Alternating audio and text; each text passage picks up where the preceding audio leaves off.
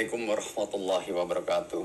Alhamdulillah wa syukurillah wa salatu wassalamu ala rasulillah. La haula wa la quwata illa billahil aliyyil azim.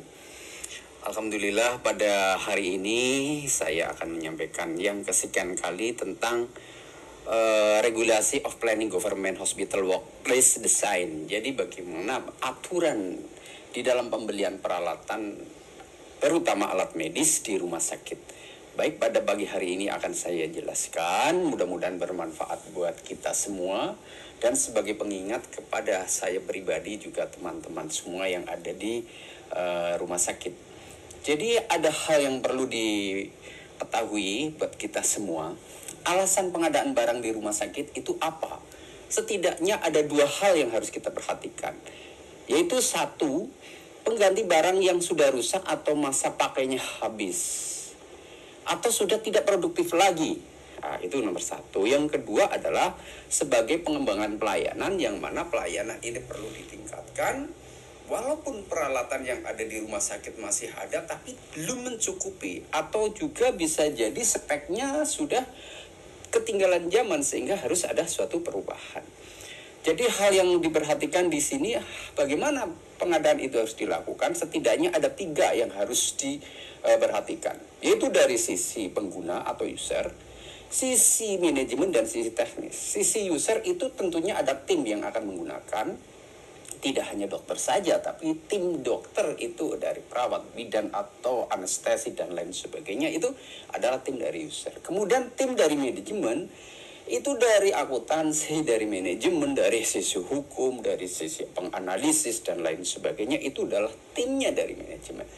Kemudian dari sisi teknis, di sisi teknis itu ada sarana, prasarana, dan peralatan. Ini juga tim.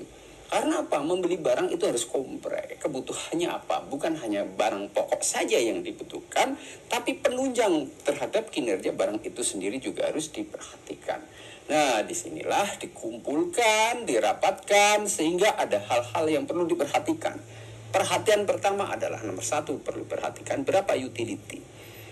Penggunaan per hari dengan menggunakan alat itu berapa orang. Dilihat dari mana? Dari kasus-kasus sebelumnya. Historisnya akan dilihat, setidaknya ditengok 3 tahun sebelumnya. Bagaimana penggunaan dengan kasus tersebut? Berapa peningkatan persentase per tahun? Itu kalau digunakan untuk mengganti. Kalau memang belum punya barang, pertama kali beli barang, tentunya akan sudah mengestimasi kasus yang akan ditangani apa, estimasinya berapa, pola tarifnya berapa. Itu juga harus bisa diperhitungkan. Kemudian spek apa yang sesuai? Speknya disesuaikan dengan kebutuhannya. Jadi jangan melihat brosur dulu, jangan melihat merek dulu, jangan melihat siapa yang jual dulu. Tapi kebutuhannya, spesifikasi itu apa? Ditentukan dulu kita. Nah, dari rapat itu sesuai kebidangannya. Kemudian teknologi, apakah harus yang canggih? Apakah yang harus terkini? Itu dikembalikan lagi ke posisinya untuk pemeriksaan apa? Utility-nya berapa? Mayoritas penggunanya apa? Jangan sampai salah dalam berinvestasi gara-gara ingin mencapai keinginan yang besar, tapi kasusnya tidak ada. Itu juga akan menjadi cost yang tinggi atau high cost di dalam penggunaan rumah sakit.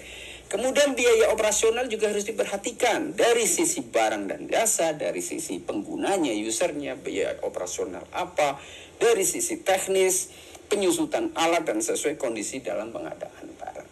Jadi dari user itu penggunaan apa, cost-nya apa saja, biaya operasionalnya apa saja.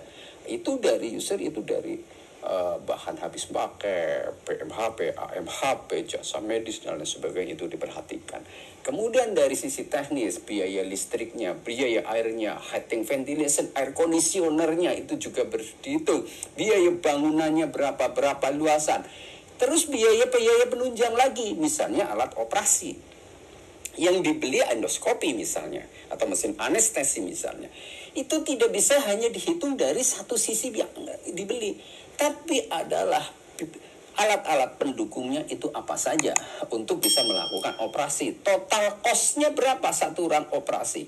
Kemudian yang terlibat berapa banyak SDM yang ada di sana. Kemudian sarana prasarana itu apa saja. Satu hari itu berapa operasi, 1 tahun totalnya berapa dengan kasus yang berbeda. Itu harus dianalisis. Sehingga akan bisa menghitung secara real berapa biaya operasionalnya, fixed cost-nya berapa, variable cost-nya berapa, pendapatannya karena di Indonesia sudah banyak ditentukan oleh BPJS. Harga dari BPJS sudah fix, sehingga tidak bisa menaikkan harga jual. Nah, yang diolah adalah dari harga BPJS itu kita menurun ke belakang, kebutuhannya disesuaikan, sarananya tercapai, pasien safety-nya tercapai, tidak over budget. Kemudian berapa pola tarif yang non BPJS itu juga harus dihitung, kasusnya berapa dalam 1 tahun, yang non BPJS tarifnya berapa rupiah, itu juga harus dihitung. Apalagi rumah sakit swasta yang betul-betul harus mandiri, ini harus dihitung betul. Bahkan bukan hanya analisis cost yang diperhatikan, tapi analisis beban kerja SDM juga harus diperhatikan. Karena apa? Di dalam pengadaan suatu barang itu harus diperhatikan infrastrukturnya, bangunannya, AC-nya, listrik, grounding, air, keselamatan kerjanya, PPI dan lain sebagainya itu terlibat. Ada K3 terlibat di sana, ada IT di sana, ada security di sana, ada laboratorium, radiologi dan lain sebagainya. Banyak unsur yang terlibat di sana, sehingga harus diperhatikan supaya tidak salah di dalam analisis biayanya. Baik, coba kita lihat, perhatikan mata rantai seperti ini di kita pembahasan dalam proses perencanaan. Utility, berapa jumlah yang dibutuhkan? Berapa pasien per tahun? User akan lebih tahu, libatkan user secara langsung. Spesifikasi yang sesuai apa? Teknik akan lebih tahu. Dengan kebutuhan user seperti ini, menu seperti ini, spek yang tepat seperti ini. Karena apa? Syarat dari teknisi di sini juga harus mempunyai data historis, alat yang paling awet apa, yang paling efisien apa, yang rajin rusak itu alat apa, juga harus tahu. Itu data-data historis seperti itu. Yang tahu adalah di bagian IPSRS pada umumnya atau di bagian teknik. Ini akan mempunyai sejarah terhadap perkembangan suatu teknologi dan perkembangan dari suatu alat. Dan yang lebih penting lagi, after sales-nya nanti pada yang sebelah kiri. Kemudian harga. Harga ini akan menentukan apa? Akan menentukan kapan BEP pulang, kapan untung. Karena Pak, tadi sudah saya sebutkan bagian manajemen, begitu tahu harga akan mengetahui BEP-nya kapan, untungnya kapan, biaya operasionalnya kapan, itu akan ditanyakan di sana. Kemudian teknologi, tidak harus yang sederhana, tidak harus yang canggih, tapi sesuaikan kebutuhannya. Nah, kemudian SDM-nya juga disesuaikan. Membeli alat baru, produk baru, SDM-nya sudah ada apa belum? Siapa yang akan diedukasi? Siapa yang akan menjadi operator? Siapa yang akan memelihara? Itu juga harus direncanakan sebelum barang-barang itu dibeli. Sehingga harus betul-betul analisis itu harus sejak awal sebelum barang dilakukan pembelian.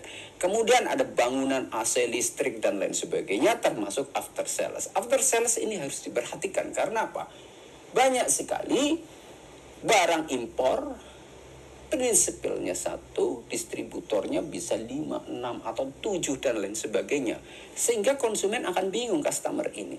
Pada saat yang harus dilakukan pemeliharaan, lebih bahaya lagi adalah biaya pemeliharaan sampai lifetime alat habis itu berapa. Misalnya beli pesawat ronsen, misalnya lifetime-nya 10 tahun, garansi 2 tahun, masih 8 tahun ke depan. Berapa biaya pemeliharaan sama 8 tahun, berapa biaya penyusutan, biaya operasional dari listrik, air, dan lain sebagainya berapa. Ini harus dihitung sejak awal sehingga akan mengetahui pola tarifnya. Ini sebagai contoh ruang padat modal di ruang OK. Di sini satu ruang ini sudah saya hitung rata-rata untuk rumah sakit yang biasa, taruh operasi mayor itu harga peralatannya di dalam satu ruang itu 16 miliar. Tapi untuk operasi-operasi besar seperti jantung, ginjal, dan lain sebagainya itu biayanya sekitar 28 miliar untuk satu ruang OK. itu adalah total asetnya. Itu belum termasuk apa? Sarana prasarana. Sarana prasarana itu apa? Sarana itu terdiri dari bangunan, prasarana itu utility. Utility dari airnya, gasnya, listriknya, UBS-nya sudahkah dihitung, isolasi transfernya apakah sudah dihitung, security-nya belum. Kemudian penunjangnya dari radiologi, dari laboratorium.